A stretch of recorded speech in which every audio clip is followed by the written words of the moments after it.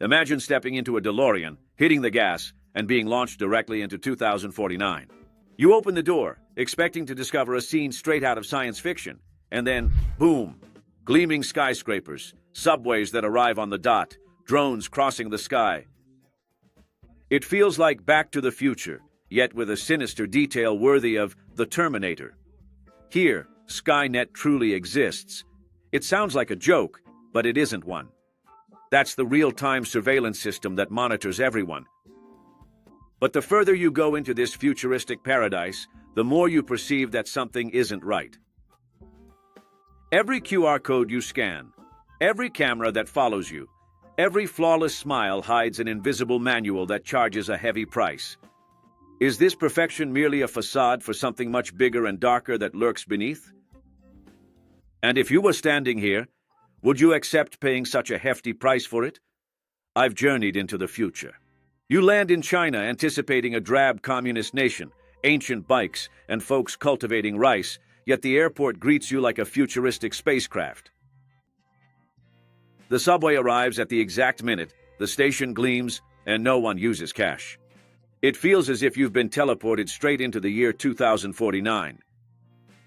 Here, even the street vendor selling fans on the corner takes QR code payments. A single app, the famous WeChat, does everything. It's WhatsApp, Uber, bank, hospital, notary, and supermarket. You pay your rent, fines, doctor's appointments, and buy pastries with the same app. Life is frictionless. And you start to think, my God, my country is in the Stone Age. The high-speed trains? They're in a league of their own. They possess 66% of the global network. That's not an overstatement. It's a fact. You see it pass, silent, punctual, and fast. Cities that were fishing villages 30 years ago are now metropolises with drone food delivery. Shenzhen, for example, transformed into the planet's Silicon Valley in record-breaking time. The contrast is so stark your brain gets a shock, and the wildest part? Everything just seems to work. Impeccable transport, apps that sort out your life, focused people. The future looks like a place where nothing goes wrong. You start to think, these guys did it, they planned, invested, and delivered. It makes you want to applaud. But there's always a but in the middle of this perfect scenario. There's something you won't find in ads or in influencer videos eating ramen. There's an invisible manual that organizes all this perfection and charges a price that doesn't show up on the QR code. And now, we're going to open this manual. And you might not like what you'll find written between the lines. The price of the miracle. You know that saying, there's no free lunch? Well, that postcard I presented to you earlier actually contains a hidden caption, you see. China did in 30 years what many nations couldn't in 300. It lifted more than 800 million people out of poverty, and it reduced the population below the poverty line from 66% to a mere 1%. It truly is surreal. But this miracle comes with a price tag, and it's far from cheap. This is where the notorious 996 work regime originated, working from 9 a.m. to 9 p.m., 6 days a week. They refer to it as work culture, though many others simply call it modern slavery. It's no joke. It is literally the pace that constructed the skyscrapers and the bullet trains I showed earlier. While we complain about traffic in our cities, some Chinese spend more hours inside a factory than at home. And the environmental cost? The bill came, and it was hefty. For years, 30% of all global pollution came from here. In 2005 alone, pollution killed 2.6 million people. The blue sky in the photos needs Photoshop. The reality, more often than not, is charcoal gray. And when the government undertakes a mega project, such as the Three Gorges Dam, 1.3 million people are forcibly displaced. There's no public consultation, no discussion. Your home is simply moved elsewhere, no questions asked. Relocation sounds nice in a PowerPoint, but in reality, it means watching your village sink to make way for the project. And behind every sparkling mall, there are stories like these. Families leaving rural life to sleep in overcrowded dorms, workers earning meager wages so Apple, Nike, and half the Western world can produce goods inexpensively. The slogan was, "Made in China." The entire world sent their factories here, and they endured the pain and sweat to construct the impressive machine that is admired by all today. It's an irony of fate. Chinese communism transformed into the most capitalist factory on earth, with a state planning decades into the future, while its people bear the cost in the present.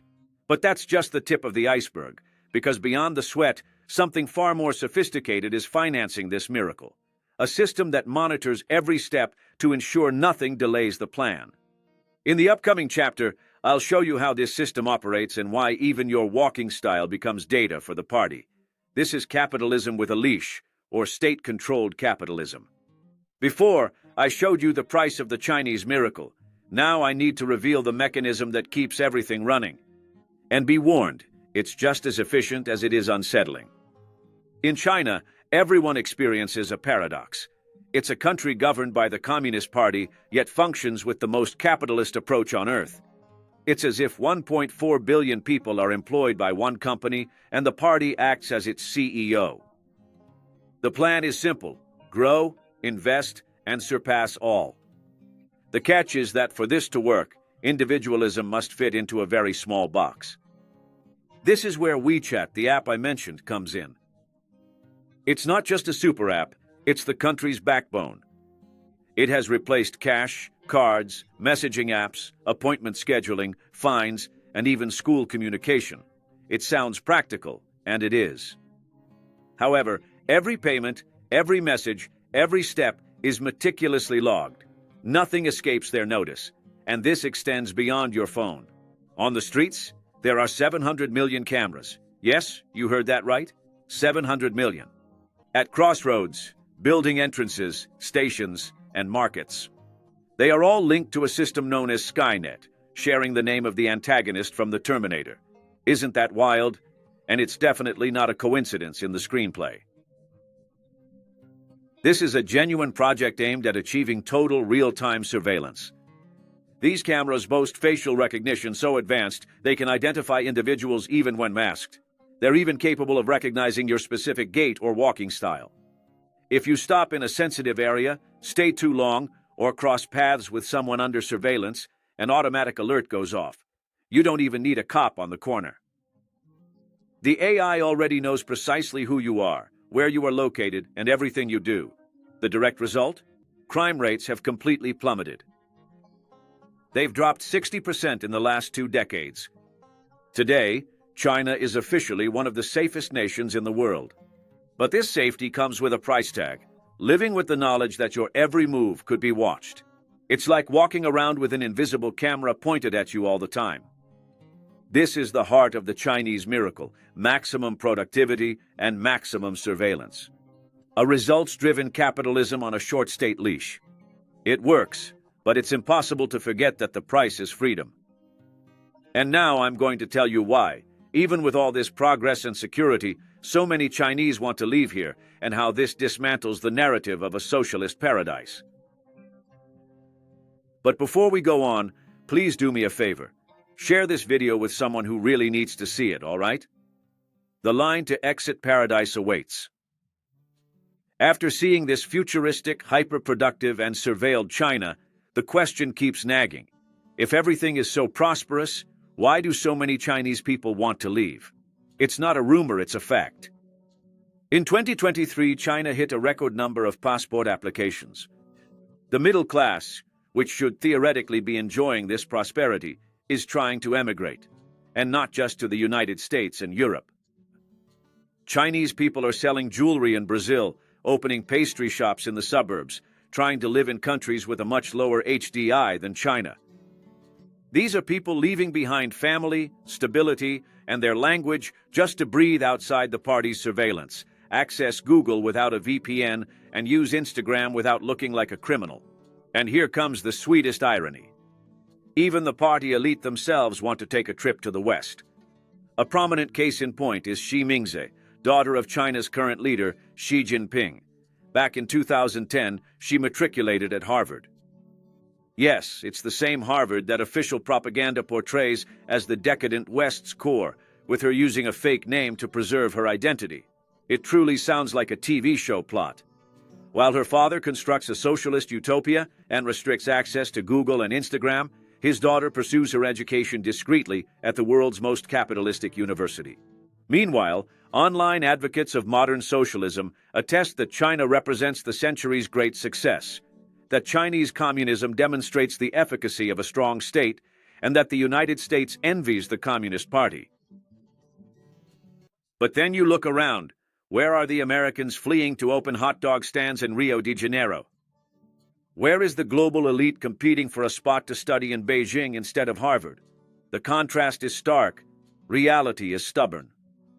No amount of glossy propaganda, heroic statistics, or party speeches can change that. The line isn't to get into paradise, it's to get out. And it includes ordinary people and even very, very powerful ones. And this contrast isn't just a matter of numbers or ideology. It truly has to do with cultural values, and also with how we, as Westerners, perceive freedom, security, and prosperity. Perhaps now you'll fully rethink your view of China. It's the Western perspective versus the Eastern perspective. So far, I've shown you numbers, images, and stories that dismantle the official versions about China. But there's one thing few people talk about: the clash of values. Because it's not just about economics, it's about mentality. In the West, we grow up hearing that freedom comes before anything else. In the United States, for example, 39% of the population prioritize personal freedom over security. However, in China, the exact opposite holds true. 93% say that security comes before freedom, and that changes everything. It changes how you see the government, work, rules, and even daily life. I felt this firsthand when I lived in Japan. The subway was packed, but silent. No one jaywalks, even when there are no cars. Tossing a candy wrapper on the ground is practically a social offense. They prioritize the collective. In Brazil, we are more individualistic, every man for himself. There, we comes before I. It seems minor, but it's another world. And that's why when a Chinese or Japanese person hears Westerners say, "How do you manage to live without Google or Instagram?" they truly don't comprehend the question. For them, it is not a problem whatsoever. It's simply a cost inherent to the model. The greater concern is focused on stability, employment, and advancement, rather than a social media feed. This difference in values explains why the Chinese model works for them. It's not because the people are manipulated, as many think. It is because their culture accepts, and sometimes even prefers, this sort of arrangement. It's a very different kind of democracy and representation compared to what we have in Brazil, where local mayors wield immense economic power, and the party functions as a national CEO with decades-long objectives. But don't mistake understanding for endorsement. Understanding this contrast doesn't mean thinking everything there is wonderful. It just means that we are looking at it with the wrong eyes, and that distorts the analysis. And now, I'm taking you to China's most contradictory showcase, Hong Kong, a place that is China but isn't China, where capitalism runs wild and freedom is shrinking. That's precisely where the stark differences become most apparent. Hong Kong truly stands as a compelling showcase of striking contrast. It's time to talk about China's most contradictory showcase, a place that is China but isn't China. Welcome to Hong Kong.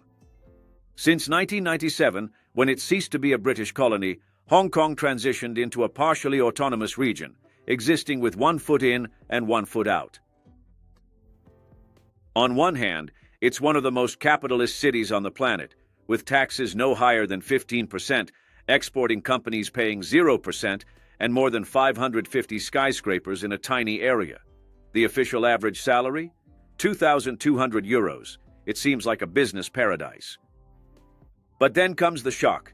Only 30% of the territory is habitable. The rest is mountains, protected nature. The result? 11 million people are squeezed into a small piece of land with an absurd density. In the iconic Monster Building, there are 150,000 people per square kilometer. It's like fitting an entire city into a single neighborhood. 15 square meter apartments cost 1,500 euros a month, a quarter of the size of a parking space. Minimum wage? It doesn't exist. The hourly wage calculation comes out to about 800 euros a month. This implies that you work 40 hours a week and then have to spend double that amount just to afford a roof over your head. And that's the irony. It's a tax haven for business owners, but a nightmare for those who just have a job. The wealthy entrepreneurs live on top of the mountains, surrounded by nature, breathing fresh air. The workers live crammed together on the bottom rung of this social ladder. And while the image of efficient capitalism is sold, 1 in every 20 inhabitants lives in subhuman conditions. Want a final stat to drive it home? Hong Kong has the most expensive square meter in the world, from 5,000 to 11,500 euros. In some cases, a 60 square meter apartment can even reach a price of $5 million. At the same time, the city boasts the highest number of Rolls-Royces per capita on the planet. The contrast is so stark it sounds like a punchline. And to complete the picture, the freedom that once made Hong Kong feel like a part of the West has been steadily diminishing since the 2019 protests. Expressing a political opinion can now get you into trouble. Instagram, WhatsApp, and Google still work. But for how long? Hong Kong is a preview of a future where China and raw capitalism blend, with efficiency, wealth, and surveillance coexisting with inequality and restriction. It shines from afar, but suffocates up close.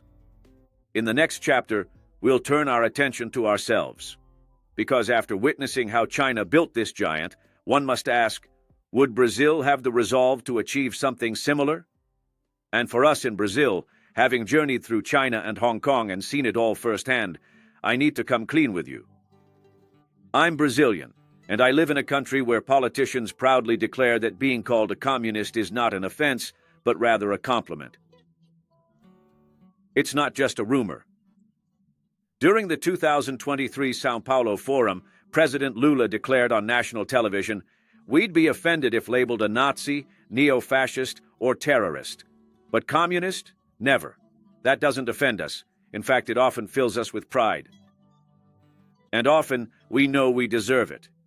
Sounds like a revolutionary T-shirt slogan, right? But here the irony starts. In Brazil, communism's become marketing. It gives status to speeches, gets likes, but it doesn't exist. In practice, there's nothing comparable to the planning and discipline that brought China to its current state. And believe me, their path wasn't romantic at all either. China only became a powerhouse after opening its economy, becoming the world's factory, copying everything it could, pirating technology, breaking patents, and turning Western innovation into authoritarian profit. It's hardcore capitalism with a state color, not some socialist fairy tale. Here, governments last 4, sometimes 8 years.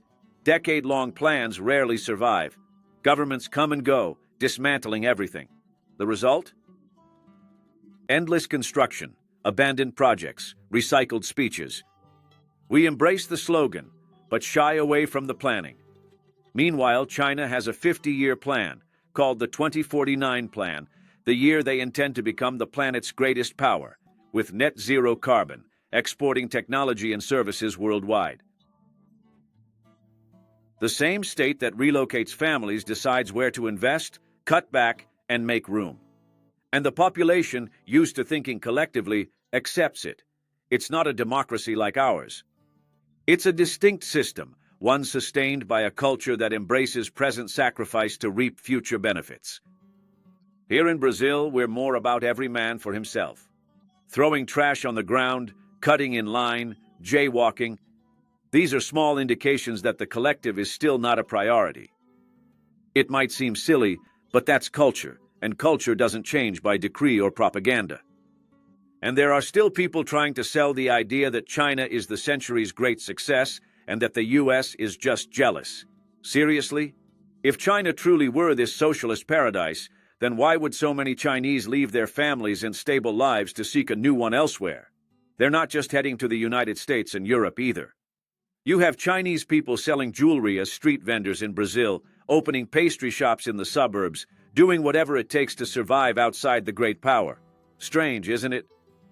Meanwhile, they say the United States is collapsing. A collapse so massive that the world's elite are still lining up to study, live, and work there. Where are the Americans fleeing to open a hot dog stand in Rio de Janeiro? There aren't any, But there are plenty of Chinese, even in countries with a much lower HDI than China's. That really is the difference between what's said and what's real. A pretty report and doctored statistics can't hide the obvious. While many escape China for freedom, the entire world still does everything they can to live in the United States. And interestingly enough, even the elite are fleeing. Xi Jinping's daughter, the party leader, studied at Harvard under a false name, discreetly, at the most capitalist university in the world. Wouldn't that make a perfect script for a series, don't you think? Brazil isn't doomed, but you can't copy China without being China, without a national project, without a long-term pact, without the entire society deciding where it wants to go. Because behind the statistics, that is their secret. A state with clear objectives, a disciplined populace, a plan spanning multiple generations, and a track record of emulating and pirating technology already developed by the West to accelerate their progress. Type China in the comments, so I can recognize the loyal subscribers who stayed until the very end. In the upcoming video, I'll reveal how far smaller and significantly poorer nations were able to achieve that same leap, but through a different approach. And maybe the answer for Brazil is closer than it seems.